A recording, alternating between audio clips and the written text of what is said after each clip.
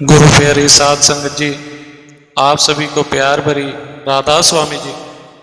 गुरु प्यारी साध संगत जी, आप जब गर्मियों में ब्यास जाते हैं तो जगह जगह पर आप लोगों को पीने के लिए ठंडा मीठा पानी मिल रहा होता है। यह हमें गर्मियों से राहत देने के लिए होता है। चाहे कोई कहीं भी सेवा कर रहा होता है, उन सबको वहीं पर ही पीने का ठंडा मीठा पानी मिल जाता है। उसे पीने के बाद जैसे प्यास और बढ़ जाती है और थोड़ी थोड़ी देर के बाद फिर ठंडा ठंडा गिलास पानी लिया और पी लिया। ब्यास में सत्संग के बाद गर्मियों में यह रोज होता है। ऐसे ही आजकल सत्संग घरों में भी सत्संग के बाद आई हुई संगत के लिए छबील लगाई जाती है और सबको ठंडा ठंडा मीठा मीठा शरबत दिया जाता है। बच्चे, बूढ़े और जवान खूब मज़े से ठंडा ठंडा शरबत पीते हैं और गर्मी से राहत पाते हैं। आज की जो साखी है वह भी इस ठंडे ठंडे मीठे मीठे शरबत के बारे में है। यहाँ यह शरबत मिलता है, उसे छबील कहते हैं। कृपया इसे पूरा सुने और चैनल को सब्सक्राइब करना न भूलें जी। साखी इस प्रकार है। गुरु अर्जुन देव जी अपने माता पिता के सबसे छोटे पुत्र थे। इनके दो बड़े भाई थे। गुरु अर्जुन देव जी का अपना नाना के साथ एक विशेष लगाव था। एक बार की बात है, गुरु अर्जुन देव जी घुटनों के बल चलते हुए गुरु अमरदास जी के पलंग पर चढ़ गए। पलंग हिलने के कारण उनकी नींद खुल गई। उन्होंने स्वाभाविक ही कह दिया कि कौन गुरु है जो मेरी मंजी हिला रहा है। गुरु अर्जुन देव जी को वाणी के साथ बहुत प्यार था। पूरी गुरुवाणी उन्हें मूंजबानी याद थी। अर्जुन देव जी के पिताजी ने उनको लाहौर भेज दिया और कहा, जब तक हम आपको न बुलाएं आप वहीं पर ही रहना। उनके पिता ने उन्हें अपना उत्तराधिकारी बना दिया। उनका बड़ा भाई उनसे ईर्ष्या करता था।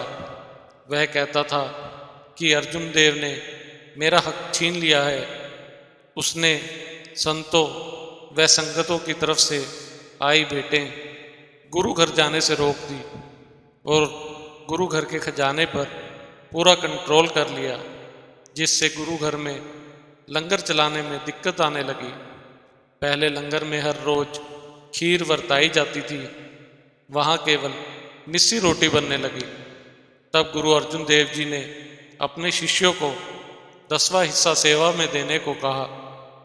उसके बाद विकास कार्य सुचारू रूप से चलने लगे। चंदू शाह ने अपनी लड़की के रिश्ते के लिए पुरोहितों को अच्छा सा वर ढूंढने के लिए भेजा। इत्तेफाक से पुरोहित गुरु अर्जुन देव जी के दरबार में पहुँचे और उनके पुत्र साहिब जी के रूप को देखकर चंदू शाह की लड़की का रिश्ता उससे कर दिया।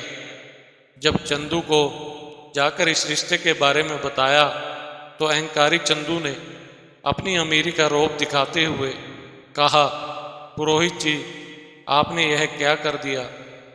एक भिखारी के बेटे से मेरी बेटी का रिश्ता कर दिया जो लोगों के दान पर जीता है।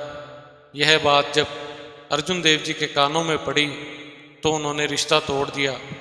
चंदू शाह गुरु अर्जुन देव जी के पास गया और फिर से रिश्ता जोड़ने को कहा तो गुरु जी ने उसको मना कर दिया। तो चंदू शाह भड़क गया। उसने गुरु अर्जुन देव जी के खिलाफ जहांगीर के कान खूब भरे। जहांगीर तो पहले से ही गुरु जी से नाराज था। उसने अर्जुन देव जी का कत्ल करने का मन बना लिया। जहांगीर ने गुरु जी को गिरफ्तार कर लिया और गुरु जी को इस्लाम धर्म अपनाने को कहा। गुरु जी ने उसकी कोई बात नहीं मानी। गुरु जी के ऐसे व्यवहार से जहांगीर आग व बुला हो गया और उनको यातनाएं देकर मृत्युदंड का ऐलान कर दिया। श्री गुरु अर्जुन देव जी को गर्मी के दिनों में गर्म तवे पर बिठाया गया। उसी शाम को ही गुरु अर्जुन देव जी को वापस जेल में डाल दिया गया। और जेल के बाहर बहुत सख्त पहरा लगा दिया गया कि कोई भी गुरु अर्जुन देव जी से न मिल सके। यह सब चंदू शाह ने करवाया था, जिसके हुक्म से ही यह सब हुआ था। उसी रात को ही चंदू शाह की पत्नी, चंदू का पुत्र करमचंद और चंदू की पुत्रवधू गुरु अर्जुन देव जी से मिलने गए, तो सिपाहियों ने उन्हें अंदर नहीं जाने दिया। तो चंदू की पत्नी और पुत्रवधू ने अर्जुन देव जी से मिलने के लिए अपने सारे जेवरात उतार कर सिपाहियों को दे दिए। तो सिपाहियों ने उन्हें अंदर जाने दिया और वह उस जगह पर पहुंच गए जहां गुरु अर्जुन देव जी कैद थे। जब चंदू शाह के परिवार वालों ने गुरु अर्जुन देव जी की हालत देखी तो उन्हें देखकर सभी जोर जोर से रोने लगे कि इतने बड़े गुरु के साथ, महापुरुष के साथ मेरे पति ने ऐसा सलूक किया है। तब चंदू की पत्नी ने हाथ जोड़कर उनसे माफ़ी मांगी और कहा, गुरुजी, मैं आपके लिए ठंडा मीठा शरबत लेकर आई हूँ, कृपया करके आप यह शरबत पी लीजिए। यह कहते हुए उसने शरबत का गिलास गुरु अर्जुन देव जी के आगे रख दिया। तो गुरु अर्जुन देव जी ने उसे वह शरबत पीने से मना कर दिया और कहा, हम प्रण कर चुके हैं कि हम जीते जी चंदू शाह के घर का कभी पानी भी नहीं पिएंगे। गुरु जी की यह बात सुनकर चंदू शाह की पत्नी की आंखें भर आई और वह हाथ जोड़कर बोली, गुरु जी, मैंने तो सुना है कि आपके दर से आज तक कोई खाली हाथ नहीं गया है। तब गुरु अर्जुन देव जी ने वचन किया कि माता, इस मुख से तो मैं है शरबत कभी नहीं पीऊँगा, पर हाँ, एक समय ऐसा जरूर आएगा जब ये जो शरबत आप लेकर आई हैं, आपके नाम का ये शरबत हजारों लोग पिलाएंगे और लाखों लोग पिएंगे। आपकी सेवा और आपकी मेहनत जरूर सफल होगी। आज जगह जगह पर ये जो छबील लगाई जाती है और दुनिया को जी भर कर पिलाई जाती है, ये गुरु अर्जुन देव जी का वचन है।